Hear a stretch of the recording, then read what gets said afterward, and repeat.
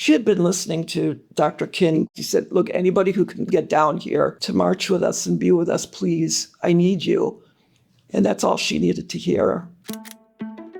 Viola, Liuzzo, she grew up in Tennessee, and she had seen more pronounced racism down there. When the Second World War broke out, they moved up to Detroit because there were more job opportunities up there. She wanted to be a part of the solution up north. From there, she met my father-in-law, and she felt very strongly about nursing, public health, and integrated education.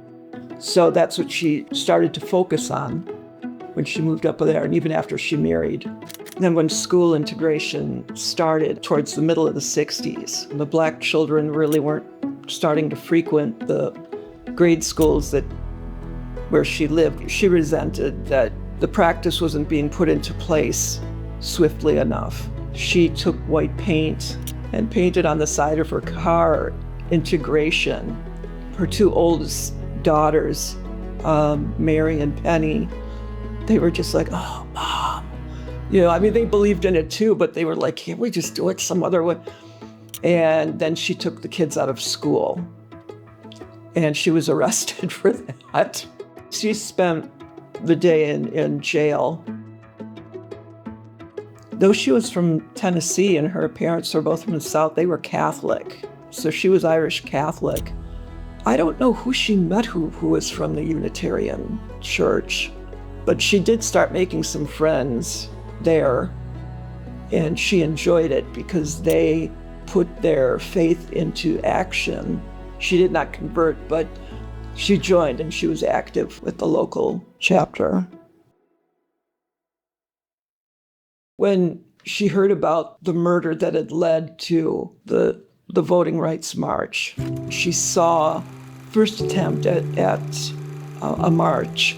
They were peacefully trying to move forward, and many people were pushed back and hit with the blunt end of guns and hit over the head with billy clubs. And she saw that on TV, and that was like the apex or the watershed moment, was seeing those people get knocked down and elderly people get hit in the head. She had been listening to Dr. King before that, and he had a way of making you feel like you were the movement. He said, look, anybody who can get down here to march with us and be with us, please, I need you. And that's all she needed to hear. She really felt a part of this movement, and she decided to go down within a day. Cronkite, Arlie Safer, they were honest. They showed the actual footage, and they gave the facts. That was very important, that the truth was getting out there. People couldn't look away by that point because, they saw the marchers who were not being violent or disruptive or loud. They couldn't both sides anything. After Reverend Reeb was bludgeoned to death, she had expressed to my father-in-law, I need to actually get down there. He said, you've got to wait. He said, this is too much of a hotbed right now. She said, no, now is the time to act. I have to do something. And then everyone who went there did know that something may have happened. They might have been grievously injured or gone missing, but she just said, no, I'm leaving tonight. Before that, she told Penny and Mary at the house, she said, I'm going to go down. And Penny is the oldest daughter. She said, please, I'll go in your place, let me go.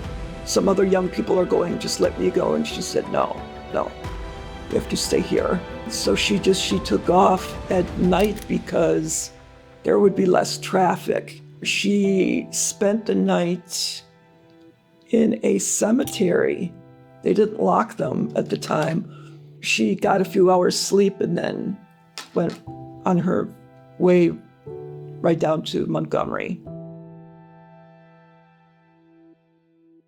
Well, she kept in constant contact with my father-in-law. They would talk at least once a day, if not more. A lot of the work was already set up by the time she had gotten down there. There was a communication center with People leaving messages for their kids or their aunts or uncles. Could you please call me back? Or this such and such is happening. So she helped with that. While people were marching, their feet, the skin started to seriously come off their feet on their heels. And she knew from being a nurse's aide, she was able to cleanse and wrap some rudimentary, care for them. And also she would provide rides if people needed to go run home for something. She picked up people from the airport who were coming in after turnaround Tuesday.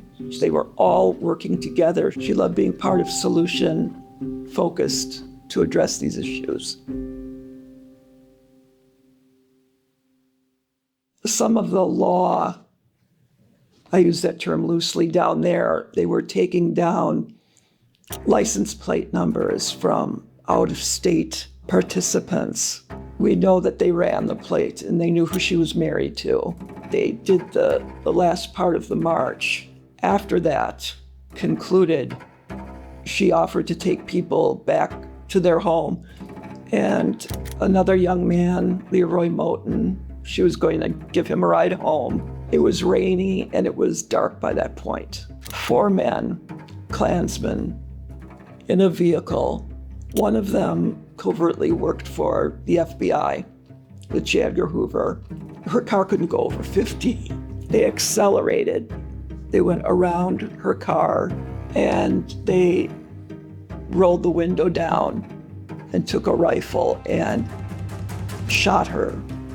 It hit her in the face, like here, disabling her, but not knocking her out completely. And she just wanted to safely get off the road, to orient herself. She either told Leroy to get out and run, or he did. The 4 others got out of their vehicle and came up to her. They grabbed her, took her a few feet away and made her kneel down. And they repeated some racial epithets that I didn't think I would hear historically again, but a month and a half ago, we just did. They shot her twice more in the temple and then over the ear. And that killed her instantly. It had to be Gary Thomas Rowe who contacted someone to come and find her. She had made one more call to my father-in-law 40 minutes before that saying, I'm going to start coming up tonight. So I should be there like sometime late tomorrow afternoon. And so all of the kids got to talk to her one last time. Sally's last words were, Penny told me how to write cursive. And she said, well, put it on my nightstand and I'll look at that. And she told everyone she loved them. That was the last they heard of her. The next thing, the phone rang. My father-in-law, of course, answered it. And they said, this is James Liuzzo. Your wife had an accident. She's been shot. Because, yeah, she did. And then somebody started laughing in the background. My father-in-law at that minute, it was between 11:30 and midnight, he called the White House. He introduced who he was and he said, you get President Johnson up right now. I need to speak with him immediately. They said, well, President Johnson is sleeping. He said, you walk up there and get President Johnson, shake him awake. I need to talk with him. And then he told the woman what he had heard happened. And she said, I will call you right back. She called him. She said, the president is aware of the situation. He has to check some things out, but he's going to call you back. You know how grieved we are. Ms. Johnson and I both send our sympathy. I want you to be brave and tell you how anxious I am to correct it and to see that your dear wife did not die in vain. He had shouted to the kids, get in here. Mom's been murdered. Your mother's dead. And so they all just started crying and they were holding each other. And somehow the press found out because after midnight, about 1, cars started driving up and lights were being set up. My father-in-law refused to answer the door for a few hours. And then finally at 5 or 6 in the morning, he opened the door and people just came in. There were flash bulbs, taking photos. The kids were still in shock. They began asking questions, and my father-in-law was going from shock into despair. Jimmy Hoffa, he was one of her very close friends, and he took the initiative to have his plane for her to be transported back up to Detroit. The vice president and Secretary of State, and of course Dr. King, they came in for the funeral. Different religions in the community were very supportive. She was given a mass of the Christian burial. People from all over the world, different faiths. They heard from Muslim countries, Buddhists, and they expressed that they cared. A little boy from Alabama mailed his paper route money. My father-in-law accepted it, but he bought him a pair of shoes for summer and for school the next fall. They got the men the next day, and they were not contrite. They were proud of it, so they were fine with being found. At first, it was reported on nighttime news, nightly at least for the first 3 weeks. Before the end of the month, my father-in-law saw flickering light outside the house. Someone had come there, pound in like a nearly 6-foot cross, and lit it on fire. They started sending horrible letters to the house, and that's when my father-in-law just pulled the kids from school. The first trial was first-degree murder of all 4, except for Gary Thomas Rowe, who was an informant. They had the trial dates. It was a hung jury, so they retried the different charges. That was hung as well. It wasn't until my husband grew up and he sued the federal government for her civil rights being violated. They did get the 3 men on violating her civil rights.